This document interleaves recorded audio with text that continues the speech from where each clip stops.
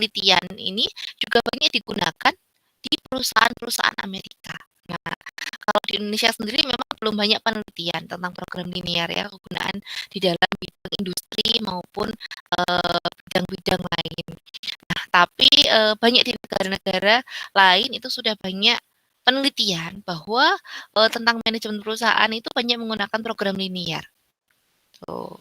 Nah, jadi berbanggalah. Jadi ketika jadi belajar matematika itu ternyata ilmunya tidak hanya kegunaannya untuk apa. Nah, saya senangnya di sini ya ketika di program linear ini kalian tahu ternyata matematika itu kalau misalnya kita belajar analisis real, tapi itu masih apa banyak abstrak gitu ya. Tapi kalau belajar program linear, kita tahu ini benar-benar nanti kita menyelesaikan problem yang ada di kehidupan nyata. Nah nih, sejarah awal program linear.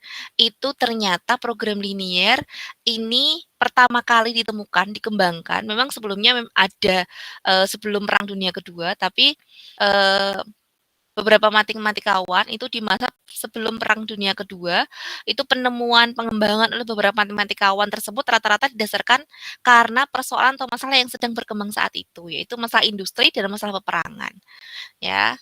Jadi ternyata, TNI itu yang perang, itu ternyata tidak hanya sekedar mereka, pintar dari segi fisik gitu ya.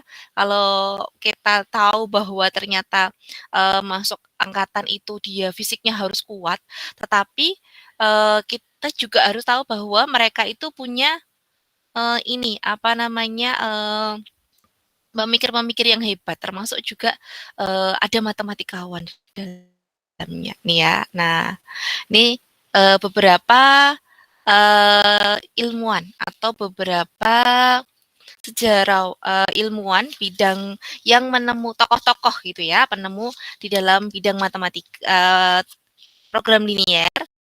Ini salah satunya, ini pertama kali beliau walaupun biasanya kalau misalnya disebut bapak program linear itu siapa, ini bukan beliau, tetapi beliau pencetus pertamanya seperti itu. Dalam buku-buku sejarah yang Queen baca ada Bapak Leonid Levits Kartovich begitu. Karena beliau ini seorang matematikawan, tetapi seiring berjalannya waktu dia pindah konsentrasinya gitu ke matematika terapan. Sampai akhirnya beliau kemudian menjadi matematika ekonomi.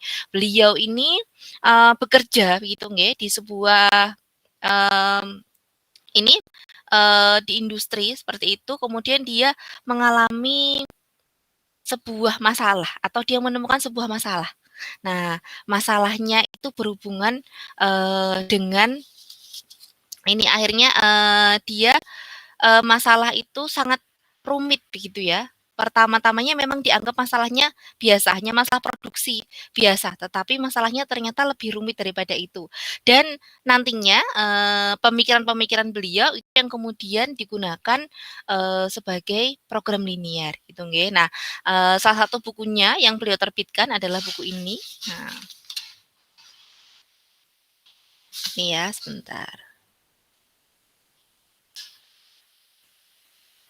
Nih, ini judul bukunya beliau yang kemudian nantinya akan menjadi pengembangan di program linear. Nah, beliau ini merupakan pencetus atau revolusioner gitu di bidang matematika ekonomi atau ekonometrika seperti itu. Nah, kemudian dikembangkan lagi nih. Nah, tahun berikutnya oleh Bapak George B. Datsingnang, beliau yang dikenal sebagai bapaknya program linear karena beliau ini yang mengenalkan metode simplex gitu ya.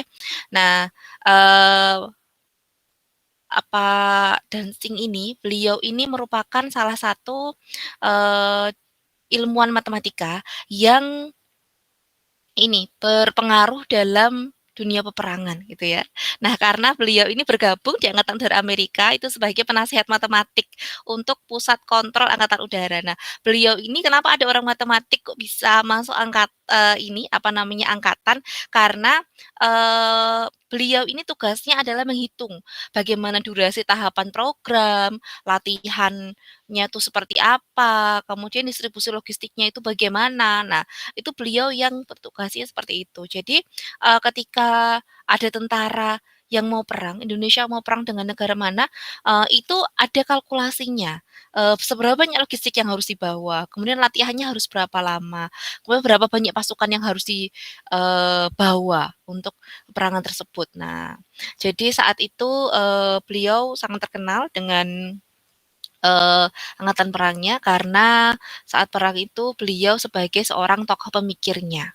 Nggih. Nah, beliau ini adalah orang Amerika, yang kemudian disebut sebagai bapaknya program linier. Nah, tapi tidak hanya mereka berdua, sebenarnya ada beberapa, ahli gitu ya nggih, beberapa ahli selain mereka berdua yang kemudian di buku-buku sejarah itu bisa dibaca. Nah, kemudian ada juga ini ya beberapa nama seperti Pak John von Neumann, kemudian Leonid, eee itu menemukan atau mengembangkan ilmu program linier ini, kemudian sampai ke tahun-tahun berikutnya hingga menemukan metode grafik. Nah, ini hanya sejarah singkat nggih, nanti bisa dibaca, bahwa ternyata matematika itu tidak hanya, digunakan segi menghitung kehidupan sehari-hari, untung, rugi, di pabrik gitu, tapi di segala lini kehidupan. Itu sangat bergantung dengan matematika. Bagaimana sebuah perusahaan itu bisa mencapai, puncak kejayaan, keuntungan yang terbesar. Itu harus ada, pemikiran matematis di dalamnya. Bagaimana kebijakan-kebijakan itu bisa diambil. Nah, maka, berbanggalah kalian bisa belajar matematika gitu ya. Siapa tahu, walaupun kalian di sini memang, utamanya itu memang dididik sebagai seorang, calon guru matematika atau mungkin barangkali, peneliti di bidang matematika atau pengembang bahan ajarnya, atau edupreneur gitu nggih. Tapi tidak menutup kemungkinan, kita bisa membantu, di bidang-bidang tersebut. Nah, seperti halnya kalau Bu Win kemarin tuh sempat mengajar juga seorang ini, apa namanya, eee di di Akmil itu, ternyata mengajar statistik begitu. Nah, statistiknya di sana ternyata ilmu statistik itu tidak sekedar untuk ketika kita di dunia pendidikan itu banyak digunakan untuk memang untuk penelitian gitu, penelitian-penelitian pendidikan, tapi ternyata, para angkatan militer itu juga menggunakan statistik untuk perencanaan, peperangan seperti itu. Nah, bagaimana probabilitasnya dan lain sebagainya. Ternyata, ilmu matematika ini banyak digunakan di setiap lini kehidupan kita, tuh. Nah, coba di sini Puwin stop share screen, Puwin pengen tahu, kalian ketika sekolah dulu kan sudah pernah ini ya, belajar tentang, eee, belajar ini, apa namanya, program linier sudah pernah mendengar kata-kata program linier nggih, kemudian sudah pernah belajar di SMA, di ataupun MA tentang program linier. Nah, Bu Win ingin kalian coba masukkan ini ya, apa namanya, sepengetahuan kalian, program linier ini fungsinya untuk apa sih dalam kehidupan kita sehari-hari? Manfaatnya apa? Belajar program linier. Tuh, sebentar ya. Puin berikan link untuk kalian bisa mengisi. Sebentar. Nah, oke.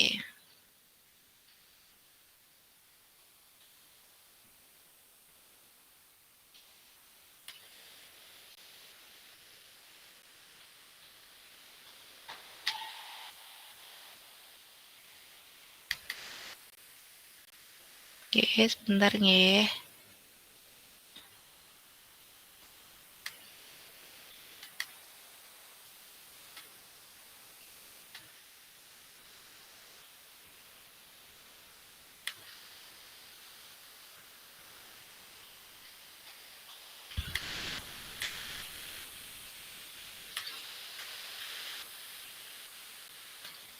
Oh.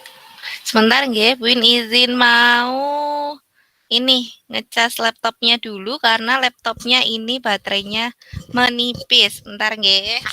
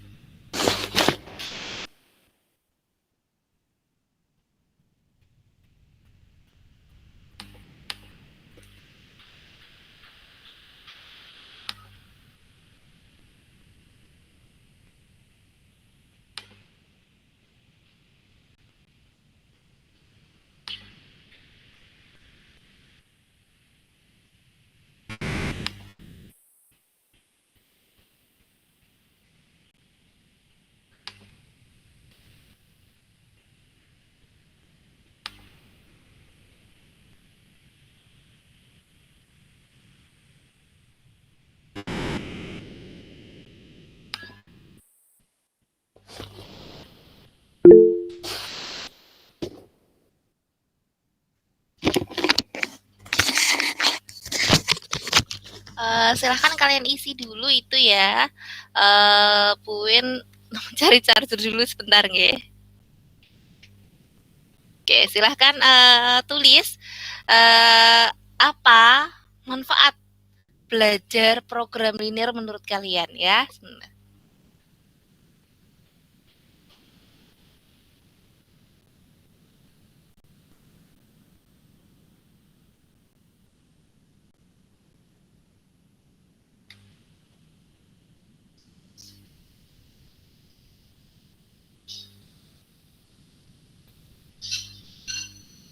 Ya, silakan bisa dibuka di ini ya, apa namanya, di link yang ada di chat.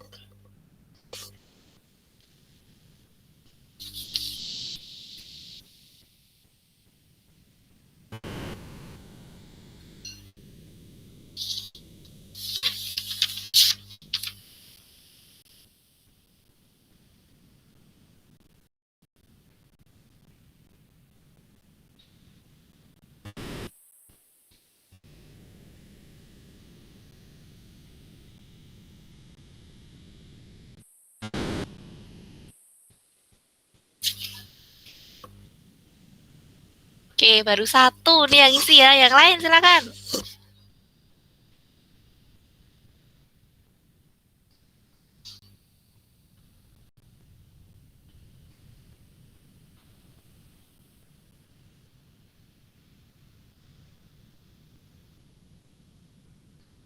Oh, baru satu belum ada pandangan.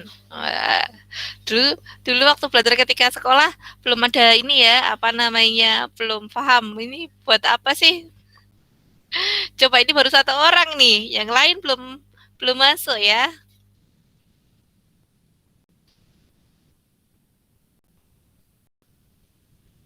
Mohon maaf Bu, linknya nggak bisa saya buka, nggak tahu kenapa. Oh, nggak bisa dibuka. Sebentar. Di saya nggak bisa, situsnya dialihkan. Situsnya dialihkan. Yang lain bisa?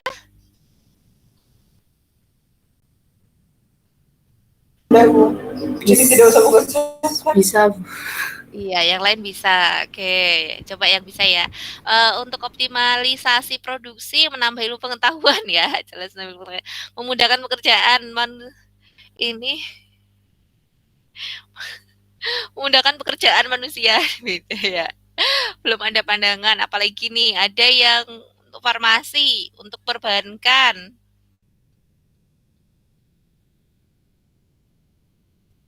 berbisnis, beli makanan, optimalisasi produksi, oke, untuk belanja. Apalagi nih? Ayo ada lagi dapat mengerjakan ujian, oke ya. Ya beda-beda jawabannya ya, macam-macam ya. Atau tujuan untuk beli makanan, ini ada beberapa ya untuk beli makanan.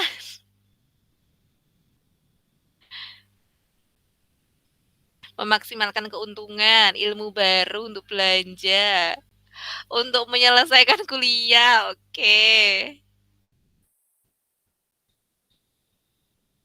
Menentukan nilai minimum. Oke, berkaitan dengan ekonomi.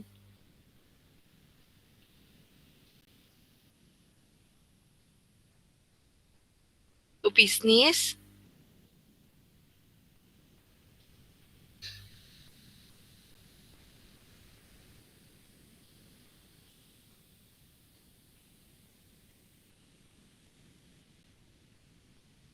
Oke, ada yang belum isi? Isi satu boleh, isi tiga boleh. Oke, kayaknya sudah nggak nambah lagi nih ya. Ada 23 yang isi, lumayan. Nih ya, menyeimbangkan menyeimbangkan nilai. Biar IPK-nya bagus gitu ya. Baik, ternyata ada beberapa yang sudah paham atau sudah tahu manfaat belajar programming akan berbicara tentang apa. Tapi ada banyak juga yang belum tahu, masih ada yang belum paham.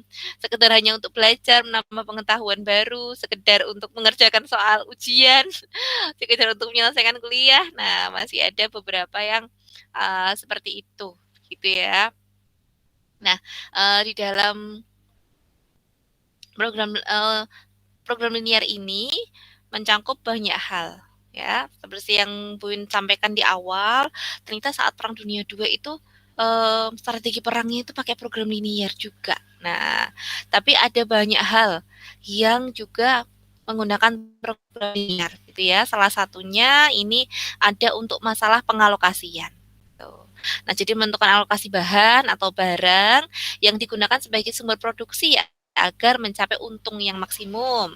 Kemudian masalah pencampuran bahan-bahan kimia. Ini biasanya untuk komposisi atau pencampuran tertentu begitu nggih, pencampuran bahan campuran yang masing-masing unit dipecahkan dan digabungkan. Ini biasanya untuk komposisi obat.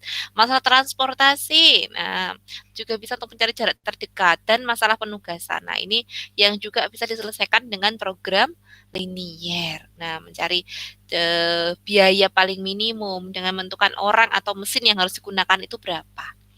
Oh, nah jadi ini semuanya menggunakan program linier. Jadi tidak hanya sekedar ketika dulu sekolah mungkin berapa keuntungan maksimum, berapa keuntungan minimum, banyak-banyak tentang keuntungan gitu ya. Atau berbicaranya keuntungan atau biaya. Nah, itu ya. Baik, dalam program linier ada asumsi dasarnya atau sifat-sifat dasar.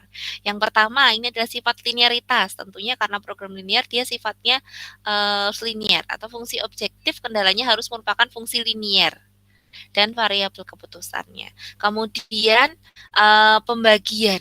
yaitu nilai variabel keputusan dapat berupa bilangan pecah. Apabila diinginkan solusi berupa bilangan bulat atau integer, akan harus digunakan metode untuk integer programming. Gitu. Kemudian variabelnya non negatif, jadi ada syarat non negatif atau lebih besar sama dengan 0 untuk masing-masing variabelnya. Kemudian asumsi dasar kepastian. Nah, bahwa semua konstanta diasumsikan mempunyai nilai yang pasti. Bila nilai-nilai parameternya probabilistik, maka harus digunakan formula pemrograman masalah stokastik gitu. Nah, ini asumsi dasarnya. Kemudian sifat-sifatnya, tambahannya ini ada sama tadi ya kepastian, maksudnya fungsi tujuan dan fungsi kendalanya itu sudah diketahui dengan pasti, tidak berubah selama periode analisis tadi ya. Kemudian ini proporsionalitas, adanya proporsionalitas dalam fungsi tujuan dan fungsi kendalanya. Kemudian ini aditif, penambahan. Kemudian artinya aktivitas total sama dengan penjumlahan aktivitas individu. Dan yang keempat, visibility, bisa dibagi-bagi. Maksudnya solusi tidak harus merupakan bilangan integer tadi ya, bisa juga merupakan bilangan pecahan. Kemudian non negatif variabel. Nah, ada banyak penyelesaian seperti metode grafik, kemudian substitusi, eliminasi, atau kemarin kita bahas eliminasi substitusi.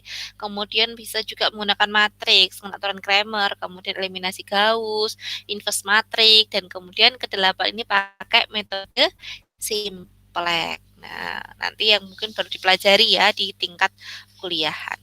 Nah, kemudian untuk pemodelan program linier nih, pemodelannya itu dari dunia nyata, pemodelan matematik seperti halnya pemodelan matematika ya, dari dunia nyata, kemudian diterjemahkan ke dalam bahasa matematika, dibuatlah model matematika dan dicari solusinya untuk interpretasi pemecahan masalah dunia nyata. Nah, perhatikan di sini syarat-syarat pemodelan program linier. Dalam melakukan pemodelan program linier harus ada yang pertama, tujuannya masalah itu harus jelas. Kemudian ada suatu atau beberapa alternatif yang ingin dibandingkan. Kemudian adanya sumber daya yang terbatas, jadi ada pembatasnya. Kemudian bisa dilakukan perumusan kuantitatif dan adanya keterkaitan peubah atau variabelnya. Jadi variabel satu dengan variabel yang lain itu ada kaitannya. Nah, ini ya. Kemudian pedoman bagaimana cara merumuskan model matematika untuk suatu permasalahan program linier. Ini yang pertama menentukan tipe dari masalahnya. Apakah masalah itu masalah maksimum atau masalah minimum? Kemudian kita definisikan variabel keputusannya. Terus merumuskan fungsi tujuannya. Ya, fungsi tujuannya biasa disebut dengan Z gitu nggih. Kemudian merumuskan kendala uh, atau ini batas-batasnya tadi dan persyaratan non negatif untuk masing-masing variabelnya lebih besar sama dengan 0. Nih, nah ini mengingatkan sedikit ya. Uh, ini untuk tanda lebih besar atau lebih dari, maka ini di X lebih besar 5. Bacanya ini ya. Jadi bacanya tetap dari kiri. Kemudian ini X kurang dari 5. Bukan 5 lebih besar X. Tapi kita bacanya dari kiri X kurang dari 5. Sing yang dimakan itu dicucuk. Dimakan itu yang besar-besar. Nah, kemudian tidak kurang dari atau paling sedikit dari atau lebih besar sama dengan ini ya. Nah, bahasanya nanti kalau kita menyatakan ketidaksamaan itu di soal ada kata tidak kurang dari paling sedikit itu menggunakan berarti menggunakan tandanya pembatasnya lebih besar sama dengan. Tapi kalau bahasanya tidak lebih dari, nah kemudian paling banyak itu kita menggunakan tanda kurang dari atau sama dengan ini ya. Jadi ini merupakan kata kuncinya. Kalau kita menggunakan pembatasnya lebih besar sama dengan, itu berarti nanti ada kata kunci tidak kurang dari atau paling sedikit, biasanya begitu. Kemudian untuk kurang dari itu bisa menggunakan kata kunci tidak lebih dari, berarti tidak lebih itu kan kurang. Kurang dari atau sama dengan atau sama dengannya. Dan paling banyak, itu kan berarti nggak boleh lebih, berarti kurang dari sama dengan. Gitu dihitung ya. Kemudian ada ini 2 persoalan ya pemodelan. Yang pertama pemodelan minimum, kemudian yang kedua untuk yang maksimum. Perhatikan di sini, dengan koefisiennya dengan, di sini. Nah, pemodelannya seperti ini, sebenarnya maksimum minimum, eee, ini nah ada beberapa contoh soal. Sebentar.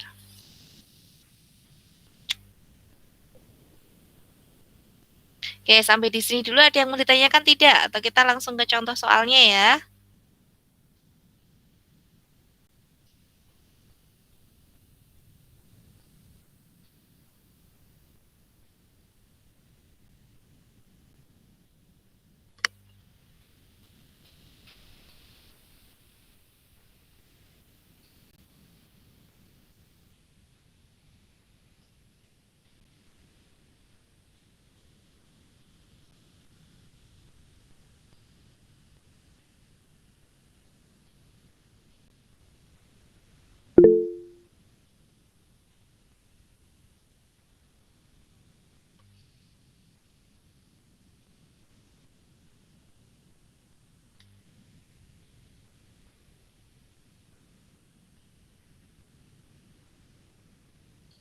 Baik, kita ke yang soal yang pertama.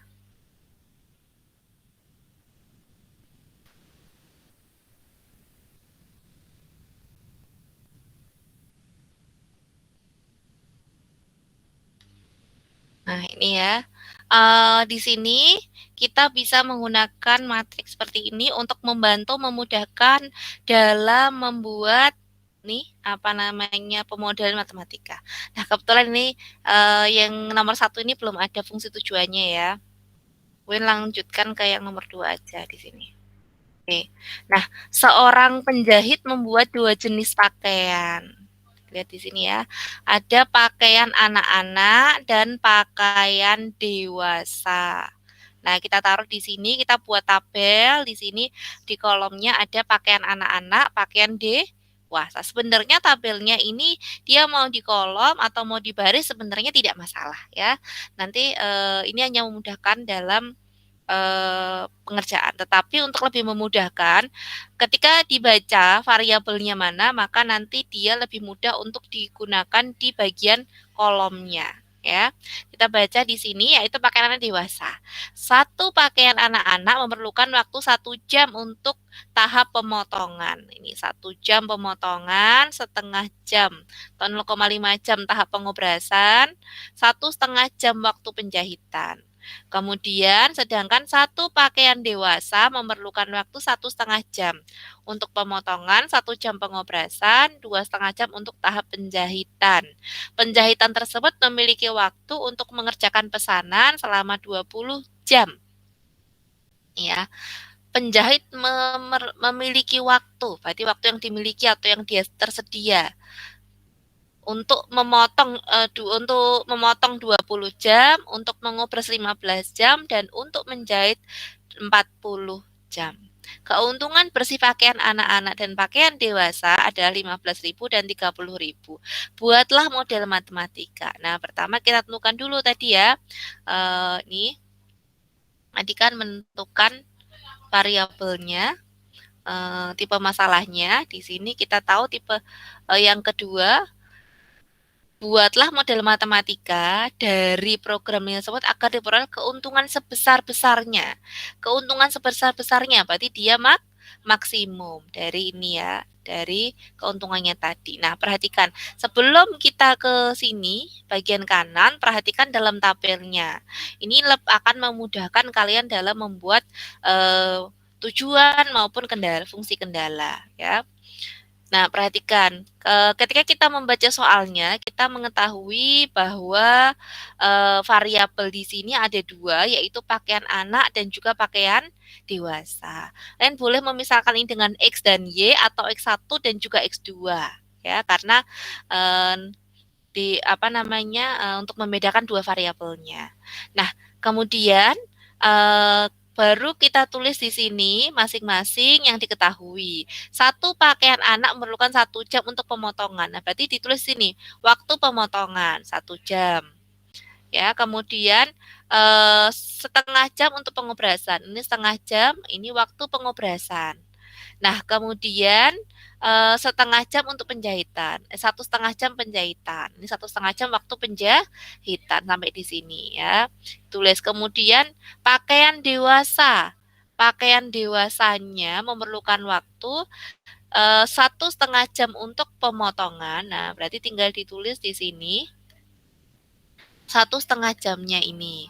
Terus kemudian 1 jam pengobrasan, 2,5 jam untuk penjahitan. Nah, kemudian diketahui lagi bahwa penjahit memiliki waktu untuk mengerjakan. Dia hanya memiliki waktu untuk mengerjakan tuh 20 jam.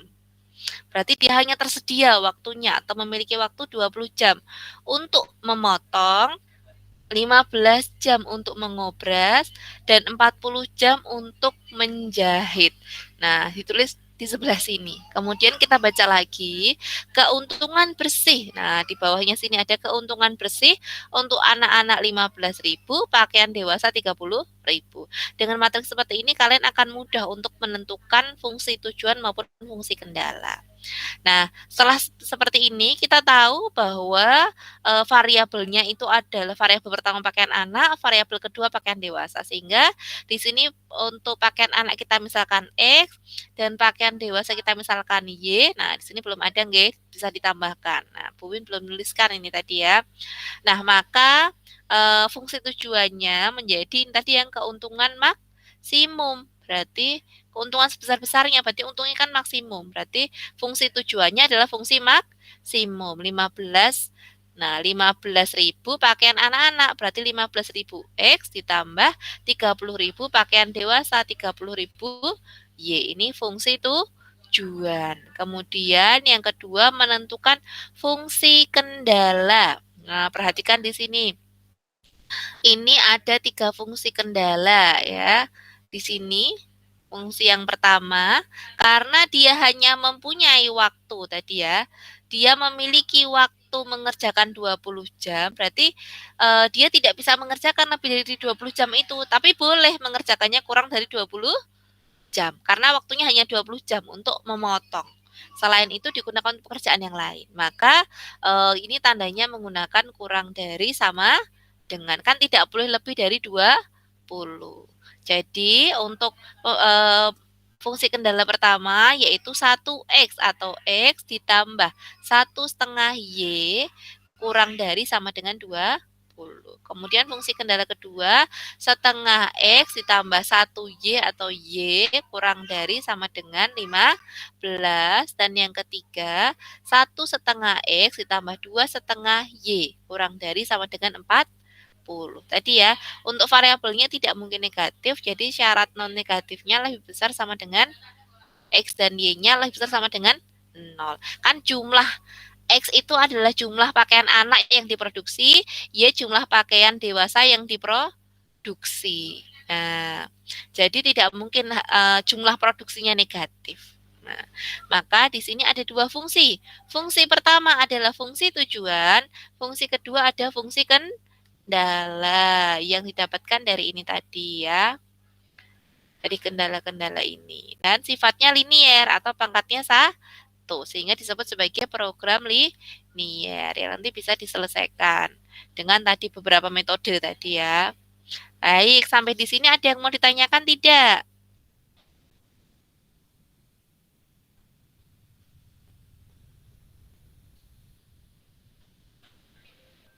Belum ada, Bu. Tidak ada ya, kayaknya ini sangat mudah sekali nih bagi teman-teman semua. Coba, kalian sudah di-download bukan? Coba Buin pengen kalian coba nomor 345. Nah, 345, buatlah model matematikanya dari nomor 3, 4, dan 5. Nah, kalian coba ya.